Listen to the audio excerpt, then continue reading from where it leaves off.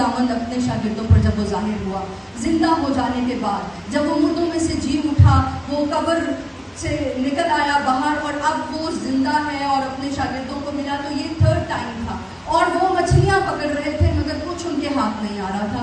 यहाँ भी खुदावंद यीशु मसीह ने एक मौजज़ा दिखाया और उनको बताया कि इस तरफ डालो अपना जाल और तुम्हें मछलियाँ मिलेंगी। और उन्होंने जाल डाला और वो भर कर निकाला। अब उन्हें समझ नहीं आ रही थी, हल्के हल्के जा रहे हैं, डर डर कर जा रहे हैं कि यार है कौन, हु इज़ दिस मैन जो ऐसा करता है। ऐसे शख्स को तो हम जानते हैं, ऐसे शख्स के साथ तो हम रहे थे।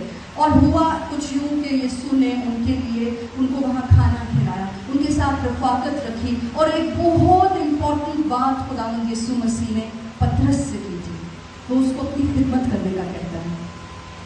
आइए पढ़ते हैं यूहन्ना 21वें बाब की 15वीं आयत से 17वीं आयत तक पढ़ेंगे। यहाँ लिखा है, और जब खाना खा चुके तो यीशु ने शमौन पतरस से कहा, ए शमौन यूहन्ना के बेटे, तू इनसे ज़्यादा मुझसे मोहब्बत रखता है?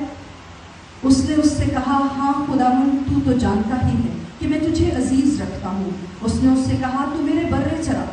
उसने दोबारा उससे फिर कहा, ए शमौन यूहन्ना के बेटे, क्या तू मुझसे मोहब्बत रखता है?